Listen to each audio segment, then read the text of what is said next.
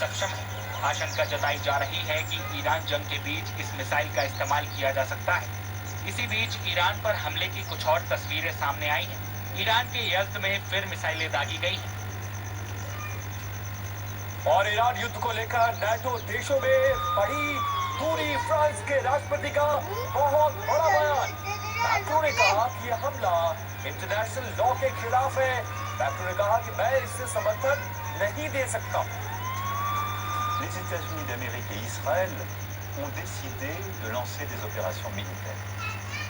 Elles ont été conduites en dehors du droit international, ce que nous ne pouvons pas approuver. J'ai donné ordre que le porte-avions Charles de Gaulle, ses moyens aériens, son escorte de frégate fassent route vers la Méditerranée. और इस बीच Germany ने भी America को दी है नसीहत। Germany ने कहा यह संघर्ष सैन्य ताकत से हल नहीं हो सकता।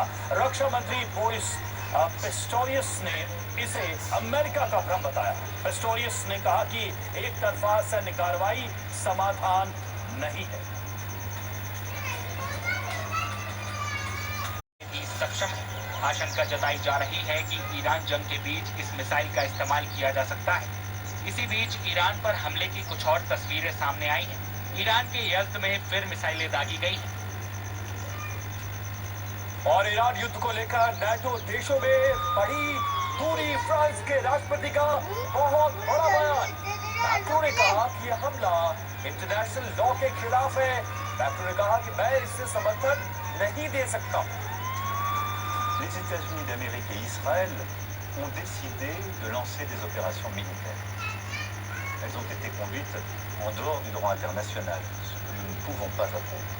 J'ai donné ordre que le porte-avions Charles de Gaulle, ses moyens aériens, son escorte de frégate fassent route vers la Méditerranée.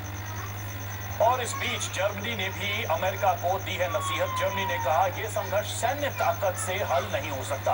रक्षा मंत्री बोरिस पिस्टोरियस ने इसे अमेरिका का भ्रम बताया। पिस्टोरियस ने कहा कि एक तरफा सैन्य कार्रवाई समाधान नहीं है।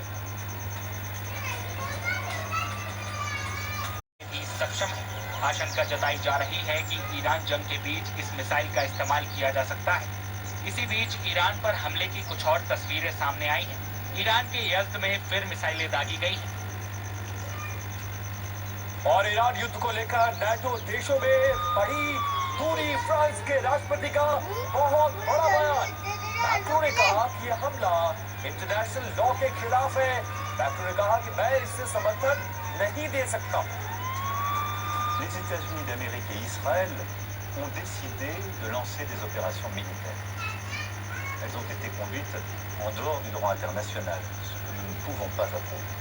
J'ai donné ordre que le porte-avions Charles de Gaulle, ses moyens aériens, son escorte de frégate fassent route vers la Méditerranée.